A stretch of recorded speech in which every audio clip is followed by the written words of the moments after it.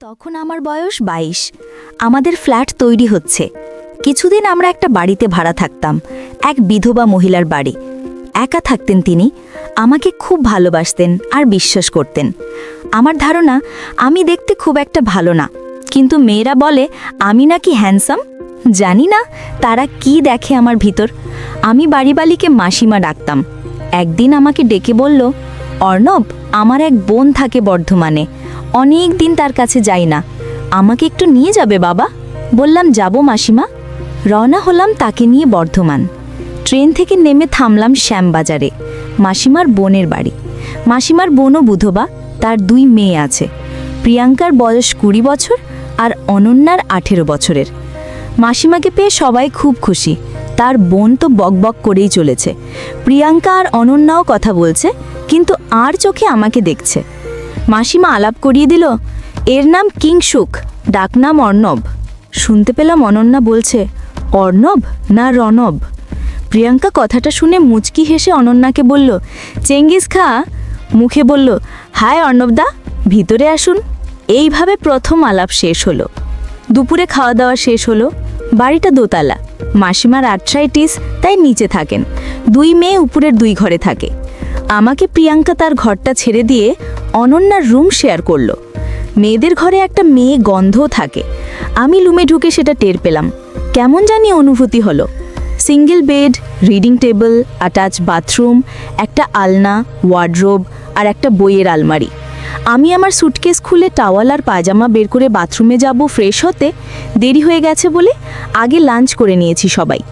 এমন সময় প্রিয়াঙ্কা এসে বলল, আপনারা আসবেন আগে জানতাম না, তাই রুমটা ফাঁকা করতে পারিনি, একটু মানিয়ে নেবেন।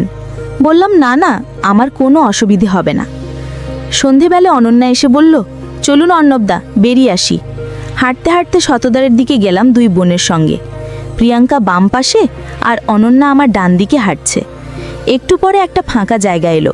জায়গাটা অন্ধকার, আবছা আলো রয়েছে। অন্ধকারের সুযোগে অনন্যা আমার ডান হাতটা ধরল। আমার অস্বস্তি বোধ হয় ও টের পেলেও তবুও হাত ছাড়ল না। প্রিয়াঙ্কা বলল, অর্ণবদার গার্লফ্রেন্ড কটা? বললাম, নেই। শুনে 2 বোনই হেসে উঠল, বলল, বিশ্বাস করি না। এই রকম কথা বলতে বলতে হেঁটে চলেছি। কিছুক্ষণ ঘুরে বাড়ি ফিরলাম। নিচে বসে সবাই চা খাচ্ছি। প্রিয়াঙ্কা বলল, আমি ফ্রেশ হয়ে আসি, বলে চলে গেল। আমরা গল্প করতে থাকলাম। প্রিয়াঙ্কা ফিরল প্রায় 1 ঘন্টা পর। হেসে বললাম, বাথরুমে ঘুমিয়ে পড়েছিলে নাকি? ও কিছু বলল না, শুধু হাসছে, কিন্তু ওর চোখ মুখ কেমন জানি লাল হয়ে আছে, খুব ফ্রেশও লাগছে না। আরও কিছুক্ষণ গল্প করার পর আমি উঠলাম রুমে গিয়ে ফ্রেশ হব বলে। রুমে ঢুকে একটা মেয়ে গন্ধ পেলাম। বুঝলাম ফ্রেশ হতে প্রিয়াঙ্কা এই ঘরেই এসেছিল। বাথরুমে ঢুকে বুঝলাম কথাটা সত্যি। সালোয়ার কামাইজ আর পাশে ছোট পোশাক ঝুলছে। খুব অবাক হলাম, এগুলো তো ধুয়ে রাখার কথা, আর না হলেও এখানে রাখবে কেন? নিজেকে সামলাতে পারলাম না। কাপড়গুলোতে পর্যবেক্ষণ করতে লাগলাম। দারুণ একটা সুগন্ধ আছে। হঠাৎ কে যেন দরজায় নক করলো। এবার কি আপনিও ঘুমিয়ে পড়লেন নাকি? অনন্যার গলা। বলল, দিদি ওর কাপড় ফেলে গেছে, আমাকে নিতে পাঠিয়েছে। বললাম, আসছি, দাঁড়াও। তাড়াহুড়ো করে ফ্রেশ হয়ে বাইরে এলাম, দেখি অনন্যা দাঁড়িয়ে আছে। বেরোতে বলল, কি করছিলেন এতক্ষণ? কাকে ভেবে আদর করছিলেন? কান গরম হয়ে গেল। বললাম, ধুর, কি যে বলো। ও কিছু না বলে কাপড়গুলো নিয়ে চলে গেল। এমন সময় প্রিয়াঙ্কার গলা পেলাম। বলল, অনন্যা, অর্ণবদাকে নিয়ে খেতে আয়, ডিনার রেডি। অনন্যা চমকে উঠে কাপড় ঠিক করে নিল। মুচকি হেসে বলল, ডাকাত। আমার শুকনো মুখ দেখে বলল, আছেন তো কিছুদিন, সব খাওয়াবো, এখন খেতে চলুন। আমি চোখে মুখে জল দিয়ে খেতে গেলাম নিচে। মাসিমার বোন বলল, কোনো অসুবিধা হচ্ছে না তো বাবা? তোমার মেয়ের সমস্যায় মারা যাওয়ার পর 2 মেয়েকে নিয়ে থাকি, যত্ন আত্তি করতে পারি না, ডাল ভাত পেট ভরে খেও বাবা। মুখে বললাম, না না মাসিমা, কি বলছেন এসব? আপনি এসব নিয়ে ভাববেন না মা। খাওয়ার পর হাত ধুচ্ছি, অনন্যা এলো হাত ধুতে। ফিসফিস করে বলল, ছাদে যান, আমি আসছি। আমি হাত ধুয়ে রুমে এসে সিগারেট নিয়ে ছাদে এসে ধরলাম। মিনিট 15 পর অনন্যা এলো। অনন্যা বলল, শুনুন, এখন হবে না, রাতে এসো, দরজা খোলা রাখবেন, আমি আসবো। আমি বললাম, আচ্ছা। আর অনন্যা মুচকি হেসে চলে গেল।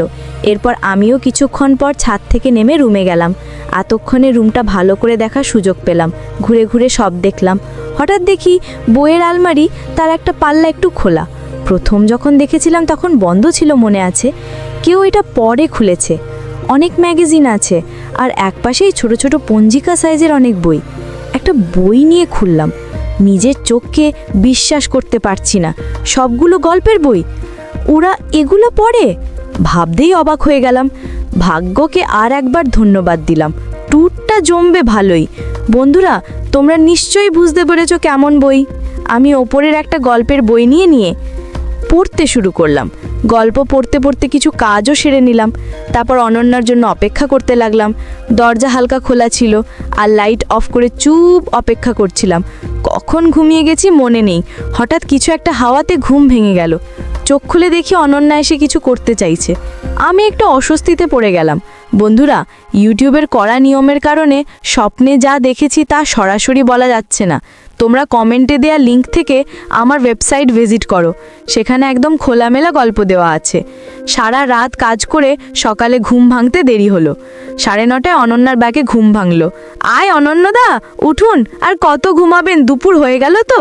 উঠে বসলাম বিছানায়। দেখি অনন্যা চা আর বিস্কুট নিয়ে এসেছে। আমি ওর হাত থেকে চা নিলাম, সাইড টেবিলে রেখে বাথরুমে গেলাম মুখে চোখে জল দিতে। ফিরে এসে চায়ে চুমুক দিলাম। বললাম, থ্যাঙ্কস অনন্যা, চাটা খুব দরকার ছিল। অনন্যা বলল, আজ সারাদিন বাড়িতে কেউ থাকবে না, শুধু আপনি আর আমি। আপনি যা হুকুম করবেন সব করব। আমি চমকে উঠলাম, বাড়িতে কেউ থাকবে না মানে? অনন্যা বলল, দিদি কলেজ গেছে, ওখান থেকে বন্ধুর জন্মদিনে যাবে। ফিরতে ফিরতে রাত 10টা। মা আর মাসি একটু পরে কৃষ্ণনগর যাবে, ছোট মামার বাড়ি, 2 দিন পর ফিরবে। আপনাকেও নিয়ে যেতে চেয়েছিল। আমি বললাম, অনন্যদা থাক না ওখানে, ও কি করবে? এখানে থাকলে আমাদের পাহারাও দিতে পারবে, বর্ধমানটাও ঘুরে দেখতে পারবে, তোমরাও নিশ্চিন্তে কদিন ঘুরতে পারবে। তাই রাজি হলো। আমি বললাম, শিয়ালকে মুরগি পাহারায় রেখে যাচ্ছেন? অনন্যা আর আমি দুজনে হেসে উঠলাম। অনন্যা বলল, যান ফ্রেশ হয়ে নিন, ওরা এখনই বেরোবে, ড্রাইভার এসে গেছে। আমি ওকে বলে বাথরুমে ঢুকলাম। 10:30 নাগাদ মাসিমারা রওনা হলো। আমাকে বলে গেল, তোমার ভরসায় রেখে গেলাম, ওদের সাবধানে থেকো। বললাম, চিন্তা করবেন না মাসিমা, নিশ্চিন্তে ঘুরে আসুন, আমি দুজনেরই খেয়াল রাখবো। গাড়িটা চলে যেতেই অনন্যা দরজা বন্ধ করলো। সাথে সাথেই কিছু ঘটনা ঘটলো। ঘণ্টাখানেক পর দুপুর হয়ে গেছে। দুজনে স্নান করে দুপুরের খাবার খেয়ে নেব। সকাল থেকে লাঞ্চ পর্যন্ত 3 কিস্তিতে কাজ করেছি আমরা। এত কাজ করে দুজনে একটু ক্লান্ত হয়ে পড়েছিলাম। তাই লাঞ্চের পর প্রিয়াঙ্কা ঘরে, মানে যে ঘরে আমার থাকার ব্যবস্থা হয়েছে, সেখানে দুজনে গল্প করছিলাম। প্রিয়াঙ্কা ফিরতে এখনও অনেক দেরি, কেবলমাত্র 4টে বাজে। প্রিয়াঙ্কা ফিরবে 10টা নাগাদ। বললাম, একটা কথা জিজ্ঞেস করবো অনন্যা, রাগ করবে না তো? অনন্যা বলল, করো, রাগ করব না। আমি বললাম, কতজনের সাথে সময় কাটিয়েছো আমার আগে? অনন্যা বলল, এটা কি বলবেই হবে? আমি বললাম, না, তোমার ইচ্ছা হলে নাও বলতে পারো, তবে আমাকে বললে কোনো ক্ষতি নেই। একটু চুপ করে থেকে অনন্যা বলল, তোমার আগে 4 জনের সাথে সময় কাটিয়েছি। প্রথম সময় কাটিয়েছি আমার প্রাইভেট টিউটরের সাথে, আমাদের বাড়িতে পড়াতে আসতো সে। তারপর দ্বিতীয়বার সময় কাটিয়েছি আমার এক জামাই বাবুর সাথে, তাদের বাড়িতে বেড়াতে গেছিলাম সামার ভ্যাকেশনে। তৃতীয়বার সময় কাটিয়েছি আমার বয়ফ্রেন্ডের সাথে। চতুর্থবার আমার কাজিন, মানে বড় জ্যাঠুর ছেলের সাথে। পঞ্চম হলে তুমি। একটা কথা বলছি, তোমার সাথে থেকে আমার যতটা ভালো লেগেছে অন্য কারোর সাথে থেকে ততটা ভালো লাগেনি। আমি বললাম, আর প্রিয়াঙ্কা? প্রিয়াঙ্কাও সম্ভবত অনেক মানুষের সাথে সময় কাটিয়েছে। অনন্য বলল, ও আমার থেকে অনেক এগিয়ে আছে এই বিষয়ে। গল্প করতে করতে রাত হয়ে এলো। আমি আর অনন্য ফ্রেশ হয়ে নিলাম রাত 10টার আগেই। প্রিয়াঙ্কা বাসায় চলে আসলো। ঘরে ঢুকেই আমাকে একটা ইশারা করলো। বুঝতে পারলাম কাজের জন্য ডাকছে। আমিও তড়িঘড়ি পড়ে চলে গেলাম প্রিয়াঙ্কার রুমে। এদিকে অনন্যা নিজের রুমে রেস্ট করছে। বেচারির ওপর দিয়ে অনেক ধকল গেছে। আমি প্রিয়াঙ্কার রুমে যেতেই দেখি একটা হালকা নাইটি পরে বসে আছে। অনেক অজানা কিছু দেখা যাচ্ছিল রুমের মধ্যে। ধীরে ধীরে রুমের হাওয়া বদলে থাকে। এখানে ঘুরতে এসে আমার ভাগ্য বদলে যায়। একদিনে এত কিছু হয়ে যাবে কোনোদিন ভাবিনি। 40 মিনিট পর কেয়ার আম্মু আমাকে ফোন দিয়ে বলল, আমার 2 মেয়ে কি ভালো আছে বাবা? আমি বললাম, ওরা অনেক সুখে আছে মাসিমা, আপনারা চিন্তা করবেন না, অনেক যত্নে রেখেছি। আমার কথাগুলো প্রিয়াঙ্কা শুনছিল আর মুচকি হাসছিল। এইভাবে ততদিন সময় কাটতে লাগলো যতদিন না তারা বাড়িতে আসছে।